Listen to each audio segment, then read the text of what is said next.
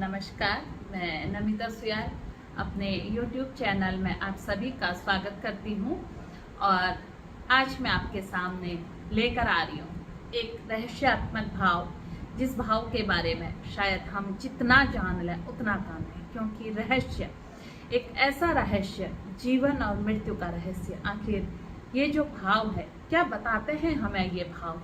हर भाव में, जन्म कुंडली में हमारे 12 ही भाव हैं, लेकिन हर भाव अपने आप में कुछ कहता है। अगर हम इन भावों को समझ लें तो हमें जीवन को समझना बेहद आसान हो जाएगा। तो देखें हमारा क्या कहता है। हमारा जो जन्म कुंडली का, जैसे मैं आपको हमेशा ही बताती हूँ, ये हमारा प्रथम भाव लग्न है। अभी मैं आपको जो भाव बताऊंगी केवल आप अपने अभी उन्हीं भावों को देखें। ये लग्न है। अब यहाँ से जो हमारा ठीक 12वां भाव है वो ये वाला भाव है। आज मैं आपसे इसी भाव के बारे में चर्चा कर रही हूँ। ये 12वां भाव हमारा असल में जन्म कुंडली का रहस्यात्मक भाव है। क्यों है ऐसा? मैं रहस्य का भाव हमेशा आपको इसे भी बताती हूँ।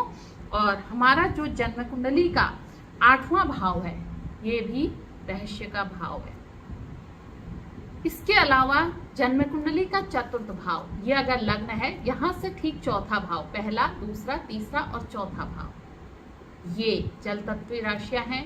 और अपने आप में जिस तरह समुद्र की गहराई के अंदर क्या है, कितना कुछ छुपा है, यानी कि अगर देखा जाए समुद्र में से ही उसके मंथन से अमृत निकला है और समुद्र में से ही विष निकला है। ये सब कुछ इन ये 4 भाव हैं। ये एक तरह से ऐसे रहस्य कैसे हैं, इस पर मैं आपको थोड़ा सा समझाती हूँ।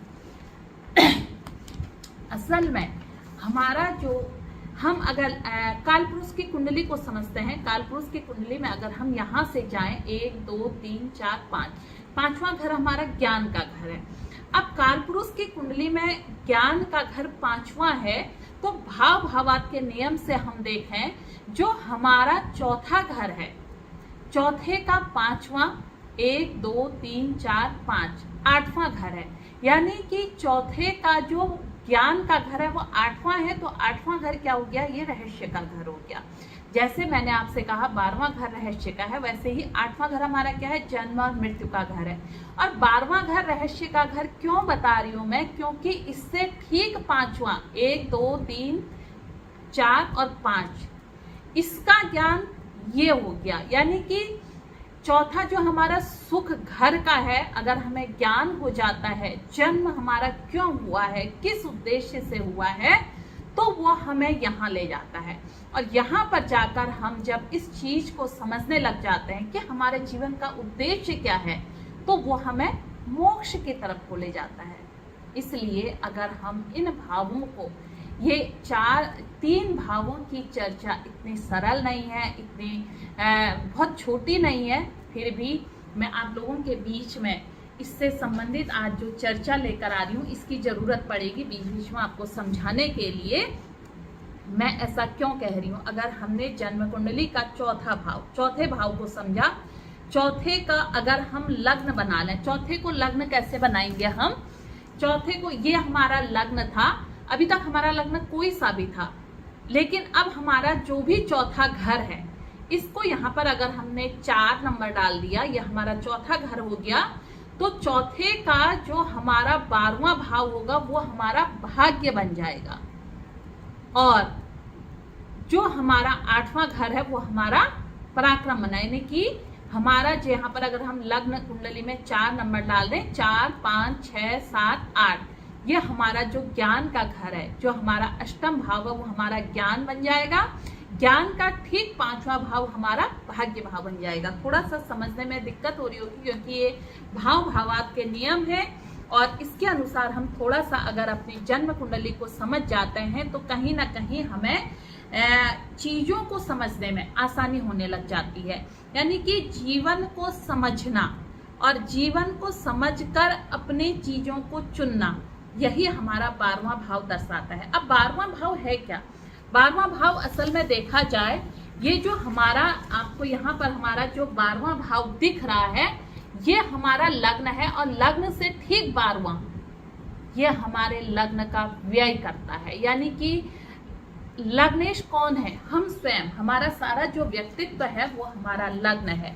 और लग्न का व्यय कौन करता है? लग्न का व्यय करता है हमारा 12वां भाव। इसलिए 6ठे, 8वें और 12वां भाव, ये त्रिक भाव है। इसमें अगर कभी भी लग्नेश चले जाएं तो बहुत अच्छा, हालांकि ये विपरीत राजयोग भी इसको कहते हैं, लेकिन ये बहुत अच्छा नहीं होता है। जातक को आजीवन संघर्ष करना पड़ता है। पर यहाँ पर एक हर जन्म कुंडली में, हर एक राशि में किसी ग्रह को, जैसे सूर्य को अष्टम, चंद्रमा को अष्टम के दोष नहीं लगते, उसी तरह जो सबसे अति विशिष्ट कारक इसमें माने गए हैं वो है शुक्र। अब शुक्र को सबसे ज्यादा विशिष्ट कारक क्यों माना गया है? शुक्र है क्या? शुक्र हमारे भोग के ग्रह हैं, और भोग का स्वामी जब व्यय में चला जाएगा तो वह ये व्यय किसके प्रति करवाता है? अपने सुखों के प्रति यह हमारा व्यय कराने लग जाता है। और भौतिक दृष्टिकोण से, जो आजकल का दृष्टिकोण है, उसके अनुसार तो ये बहुत अच्छा है। जातक अपने सुखों पर व्यय करता है, जितने उसके सुख है हर संसाधन जोड़ता है। अब व्यय कहाँ से करेगा वो? अगर शुक्र द्वादश भाव में है तो व्यय कहाँ से करेगा? वो व्यय करने के लिए कमाएगा, कमाने के लिए तिकड़मबाजी करेगा। इसलिए जब भी शुक्र व्यय भाव में जाते हैं तो वो जातक को इतना तो धन देते हैं कि वो अपने सुखों पर व्यय कर सके। यहाँ पर इसलिए शुक्र को आज के समय में परम सौभाग्यशाली इसलिए माना जाता है कि यहाँ पर का जातक अपने सुखों में व्यय करने के लिए धन के लिए दौड़ता भी है, धन कमाता भी है, तभी अपने सुखों पर वो व्यय करता है। अब यहाँ पर स्वामी क्या होता है? धन भाव का स्वामी, यानी कि जो हमारा व्यय भाव में जो भी स्वामी बैठेंगे, जितने भी ग्रह आपके व्यय भाव में बैठे होंगे, वो उस भाव का नाश कराएंगे।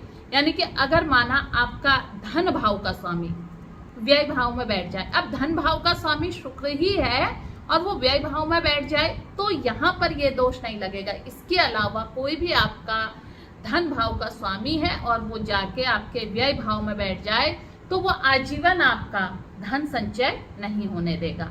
आपका धन निरर्थक, अगर धन आता भी है तो निरर्थक चीजों में व्यय कराएगा।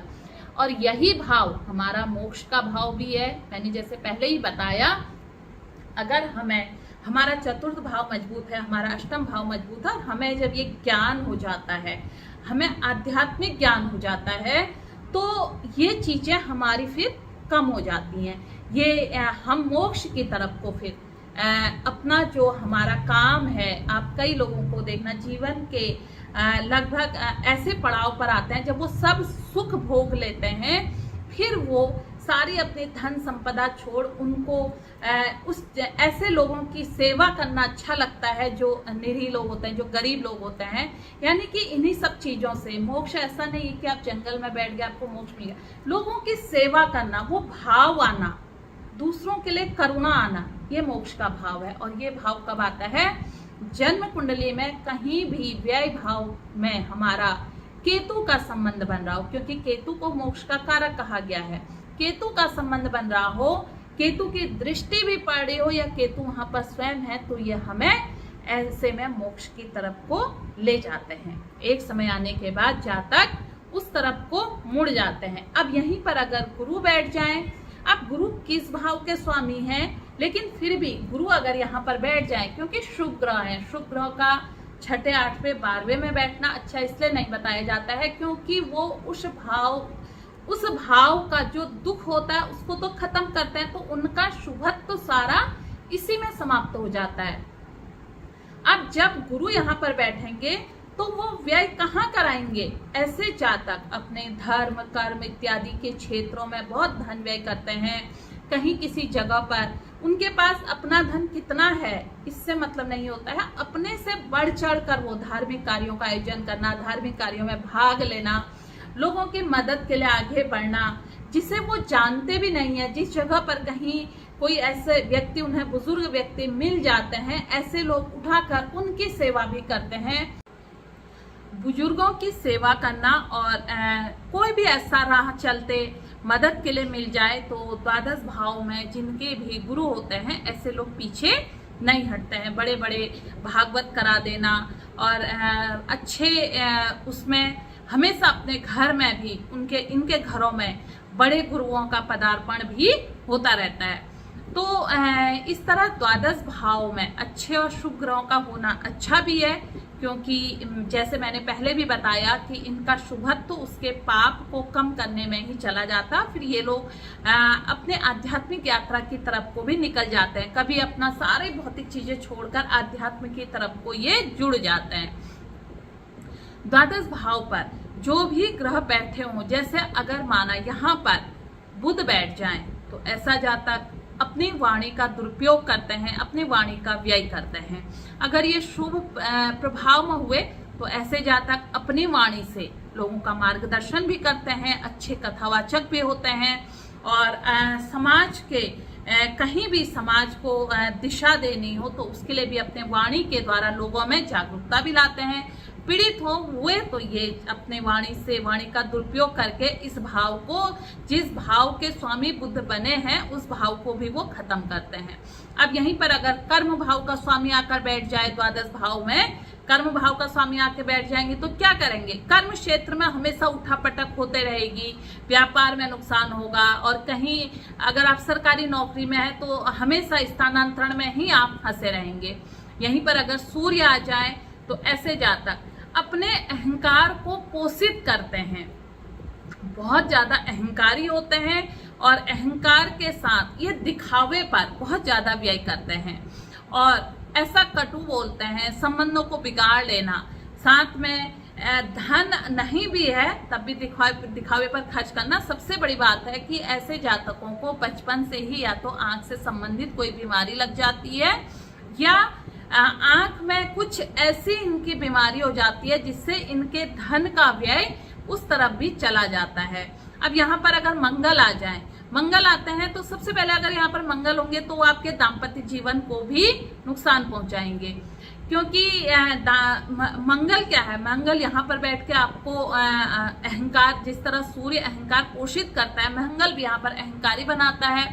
दूसरा, यहाँ पर से बैठ के मंगल की जो चौथी दृष्टि होगी वो आपके पराक्रम में होगी, तो पराक्रमी ये बनाते हैं, व्यक्ति बहुत ज्यादा पराक्रमी और शूरवीर होता है, तो उससे क्या होता है? उसके मांसपेशियों में दर्द की शिकायत रहती है, तो मांसपेशियों से संबंधित, हड्डियों से संबंधित इनको रोग लग जाते हैं।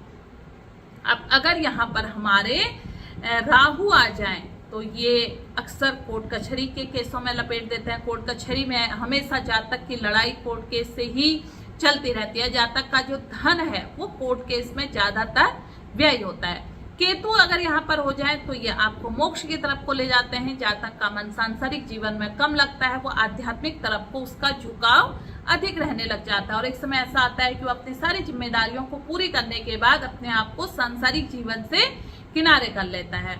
और यहीं पर अगर शनि आ जाए तो शनि जो है वो नसों से संबंधित यहाँ पर रह के रोक देते हैं। दूसरा, शनि भी जो है वो आपको भोग की तरफ से हटाकर आपको आध्यात्म की तरफ को, द्वादश भाव में अगर शनि है तो ये भी आपको इस तरफ को ले जाते हैं। दार्शनिक भी यहाँ पर बैठकर शनि आपको बना देते हैं।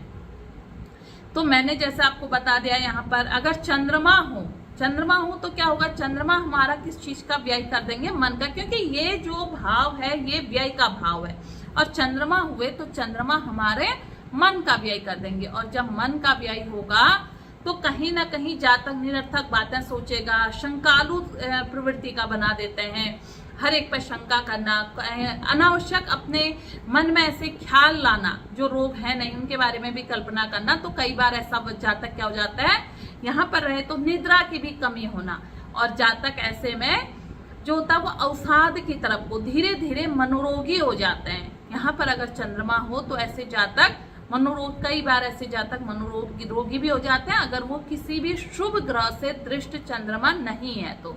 शुभ ग्रह की दृष्टि यहाँ पर द्वादश भाव में शुभ ग्रह की दृष्टि बहुत अच्छी मानी गई है।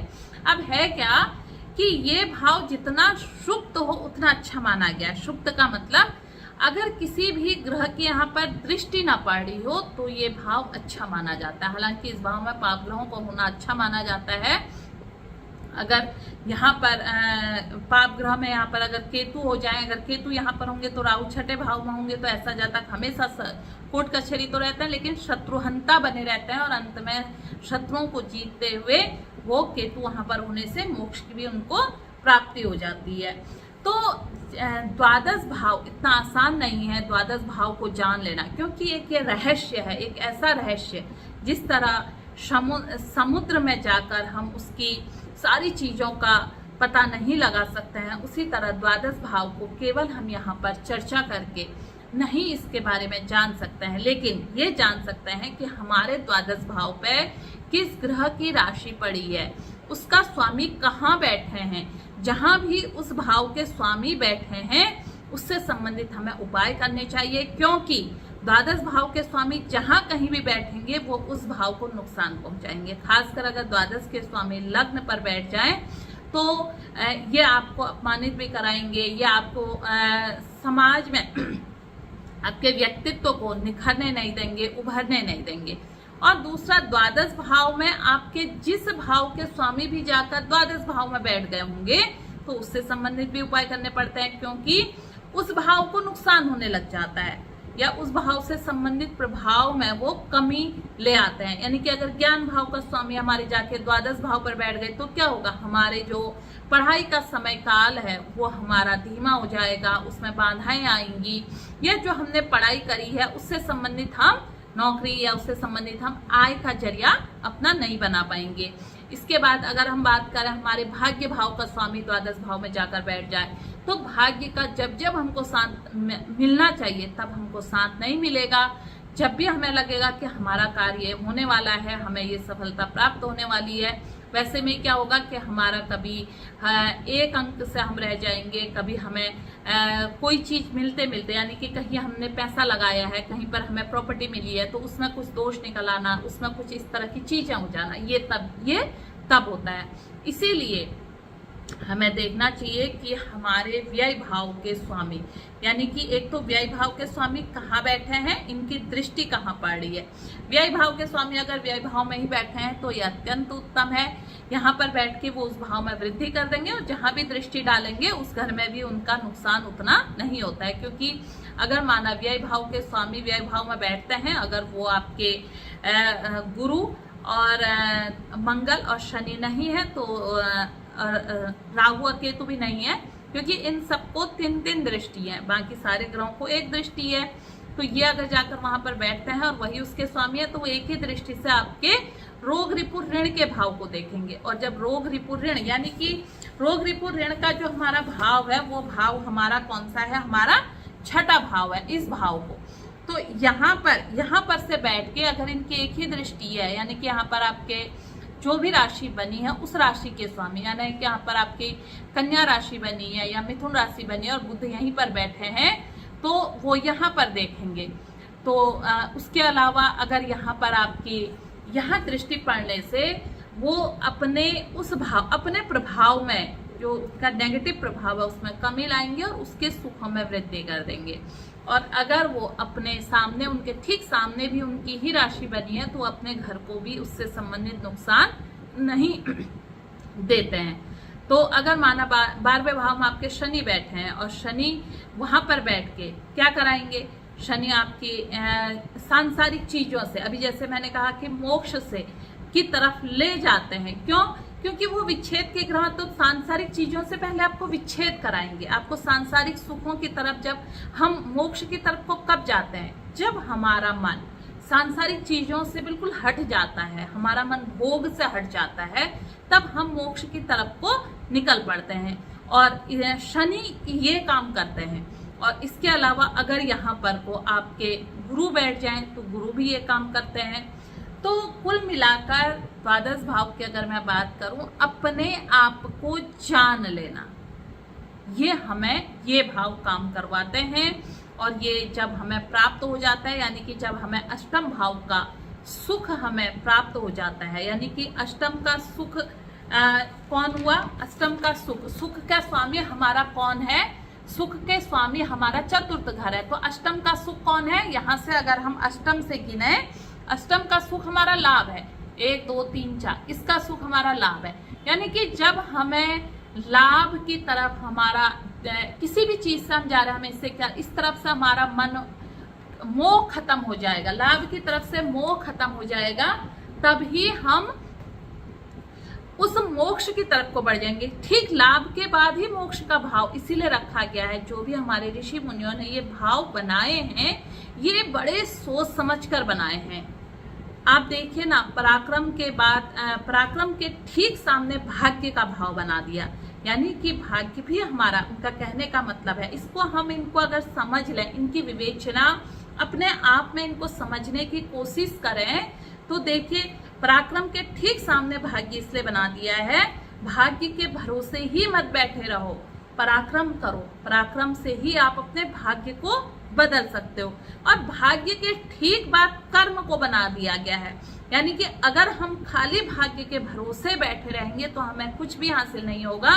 भाग्य को बदलने के लिए कर्म करना पड़ेगा, और कर्म के बाद कौन सा घर आया? हमारा लाभ का घर आया है। और जो भी हमें कर्म करने के बाद मिला वो हमारा लाभ है, और इस लाभ को हमें लोगों में, आम जनमानस में इसकी सेवा करनी चाहिए। अब ये सेवा का घर लाभ किस किस को जाता है? देखिए लाभ कहाँ कहाँ जाता है। लाभ के सामने, लाभ के घर, ये लाभ का घर है, और लाभ के घर के ठीक सामने ये हमारा जो है पंचम भाव, यहां हमारा पंचम भाव है, और पंचम भाव के ठीक सामने हमारा लाभ का घर है। तो यहां से गिनने में ये हमारा जो लग्न है, इसमें मुझे दिखाते समय थोड़ा सा आपको वो लग रहा था, अब मैं बता देती हूँ। ये हमारा यहाँ पर हमारा लग्न आया, लग्न के बाद ये हमारा दूसरा भाव, तीसरा भाव, चौथा भाव, और ये हमारा पांचवा भाव। ये हमारा पांचवा भाव जो है, ठीक इसके सामने हमारा लाभ का घर है। अभी तक जो मैं आपको बता रही थी कि ये हमारा जो है धर्म का भाव है, इसके ठीक सामने पराक्रम का भाव है, यानी कि हमसे पहले ये कहते हैं पराक्रम करो, भाग्य के भरोसे मत बैठो। इसी तरह ठीक ये हमारा लाभ का भाव है, लाभ के सामने ठीक हमारा ज्ञान का भाव है, ज्ञान से हमें लाभ मिला। अब यहाँ पर कौन कौन से भाव है? देखिए यहाँ पर हमारा संतान का भाव भी है, तो लाभ किसको जा रहा है? हमारी संतान को जा रहा है। लाभ हमारा यहाँ पर प्रेम का भाव भी है। प्रेम का मतलब केवल अपने जो हम आजकल समझते हैं वो प्रेम नहीं, प्रेम का मतलब आम जनमानस से, ऐसे लोगों से प्रेम जो समाज में उस स्थिति में है जिनको हमारी जरूरत है, उसको अपना लाभ का हिस्सा देना। जैसे ही हमें ये चीज समझ में आ जाती है, वैसे ही हमें हमारा मोक्ष का रास्ता मिल जाता है। असल में यही हमारी सारी जन्म कुंडली को अगर हम समझें, यही है हमें, जो हमारे ऋषि मुनियों ने ये 12 घर बनाए हैं, ये 12 घर नहीं है, ये घर अपने आप में पूरे का पूरा रहस्य है। हर घर में एक बहुत बड़ा रहस्य है, लेकिन जो मैंने आज आपको बताया, हमारा चतुर्थ घर और उसके अलावा हमारा अष्टम घर, हमारा द्वादश घर, ये तीनों जल तत्व से संबंधित, इनका संबंध जल तत्व से है। और ये अपने आप में, इन तीनों का अपने आप में बहुत बड़ा इनका रहस्य है। ये हमारा सुख का घर है, ये हमारा आयु मृत्यु का घर है, और ये हमारा मोक्ष का घर है। तो लास्ट जो घर है ये मोक्ष का है, मुक्ति का घर है। यहीं से हमारी सारी चीजें शुरू होती है। तो ये मैंने थोड़ा सा जब भी चीज़ों को समझती हूँ तो उसकी चर्चा मैं आप लोगों के सामने करती हूँ। जो चीज़ मुझे समझ में आती है इन ग्रह नक्षत्रों को देखते समय, तो मैं कोशिश करती हूँ कि उनकी चर्चा अगर मैं आप लोगों के बीच में भी करूँ, तो आप लोग भी अपने कमेंट के माध्यम से मुझे इसमें प्रतिभाग करेंगे और बताएंगे कि और क्या क्या चीज़ें हम इस भाव से देख सकते हैं, अष्टम भाव से। जिस तरह मैंने अभी आप लोगों को चीज़ें बताई, उसी तरह आप भी इसमें प्रतिभाग कर सकते हैं, बता सकते हैं। ये एक तरह से चर्चा है आप लोगों के बीच में। और एक बात आपसे कहूँगी कि आप को ये चैनल अच्छा लगता है तो आप इसको अवश्य सब्सक्राइब करें, ताकि मेरे जो भी नए वीडियो आए वो आप तक पहुँच जाएं। नमस्कार, धन्यवाद।